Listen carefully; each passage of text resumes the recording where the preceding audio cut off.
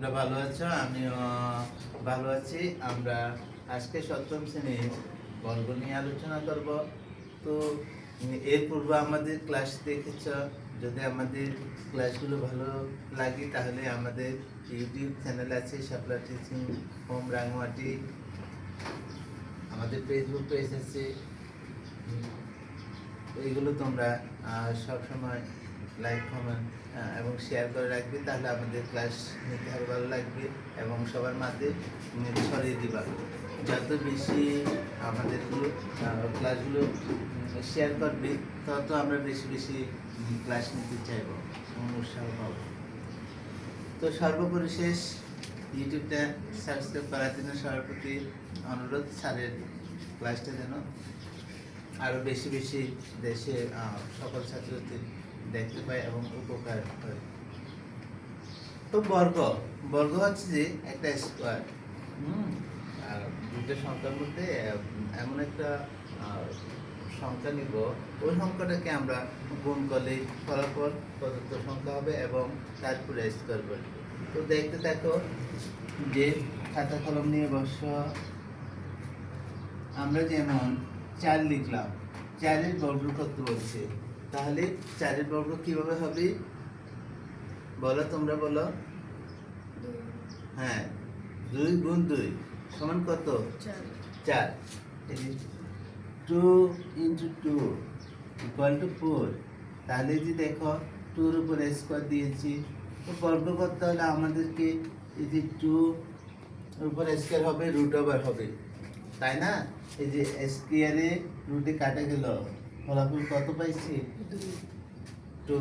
তুমি দেখতেছ? এরপর 9, 9কে করলে আমরা কিভাবে করব?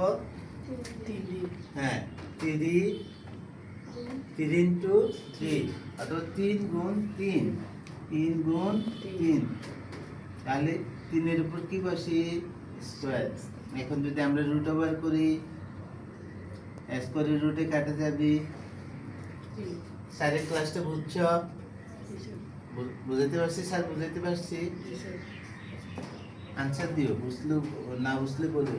এরপর দেখো 16কে কিভাবে করব? হ্যাঁ, এমন সংখ্যা দিব যেমন ওই দুইটা সংখ্যা গুণ করলে এটা হয়, তাই না?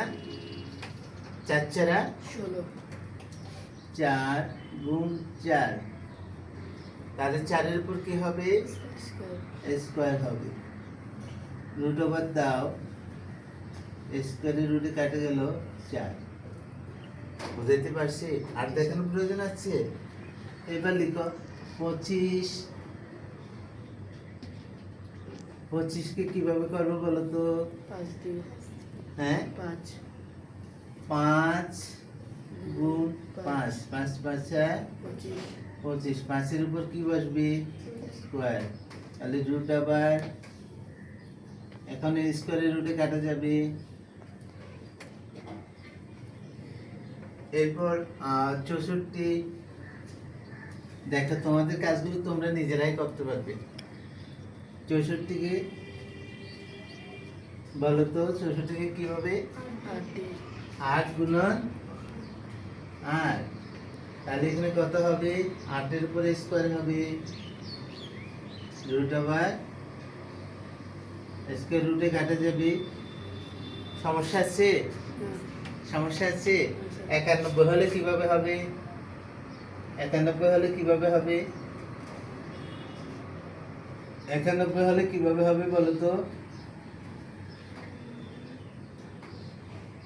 9-এর নামতা লাগবে।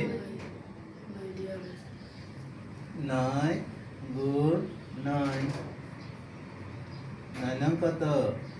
81। তাহলে স্কোয়ারের রুটে কাটা গেল। সমস্যা আছে? 100 হলে কত হবে? 10 গুণ 10। তাহলে এই যে 144 হলে কত হবে? 12 গুণ 12। এখন দেখো, এগুলো তো আমরা ছোট কাজগুলো দেখছি, এবার বড় কাজটা একটু দেখি। একটা বড় কাজ দেখি। উপরেরটাকে কি বলা হয়? আমাদের প্রশ্ন আছে 64 তারপর ভাগ বাই 81 এর বর্গ করো। তো আমরা লিখবো যে উপরটাকে কি বলে যে লব না, আর নিচেরটাকে কি বলে যে হর। উপরটা কি লব আর নিচেরটা হর। ভগ্নাংশে 64 এর বর্গ নির্ণয় করি। কি লিখব?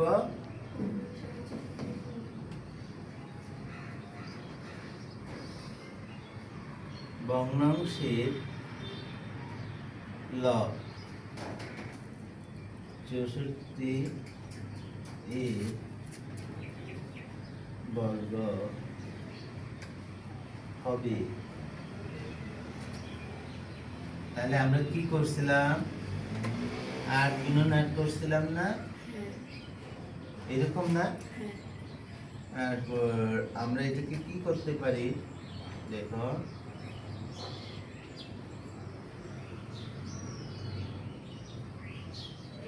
এই যে স্কয়ার রুটে কাটা যাবে।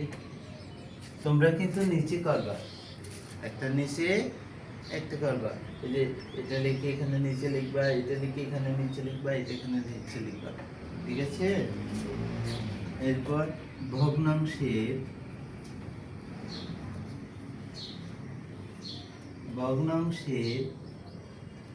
হর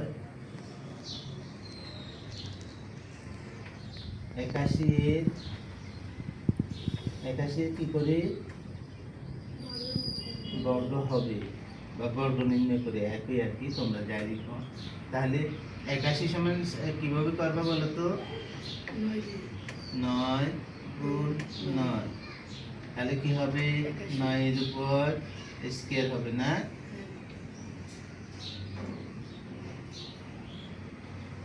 স্কয়ারে কাটা গেল, সমান কত হবে? 9 না? তো সূত্রাং দাও। সূত্রাং না দিয়ে আগে প্রশ্নটা তুলে আমরা 64 তারপর হচ্ছে কত? 81 সমান দাও, রুট ওভার দাও, রুট ওভার ছোট করে দিই, রুট ওভার কত পাচ্ছি যে 8 না? 8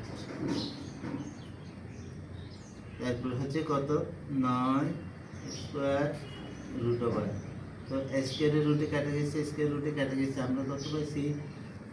8 হ্যাঁ। তাহলে এই যে অঙ্কটা কি বুঝতে অসুবিধা হয়েছে? এটা কি বুঝতে অসুবিধা হয়েছে? পরের থেকে আমরা বাসার কাজ করতে পারবো? হ্যাঁ, বাসার কাজ করতে পারবো। এটাতে হবে 7 আর এখানে হবে 12। এবং এটা কিন্তু আরেকটা নিয়মে করা যায়। ছাত্র একটা নিয়ম করলো, এটা বিকল্প আরেকটা নিয়ম আছে। বিকল্প নিয়মটা কি? এত কথা লিখতে হবে না, বিকল্পটা এত কথা লিখতে হবে না। অথবা দিয়ে তোমরা এরকমও করতে পারো, অথবা দিয়ে চেঞ্জ করে করতে পারো।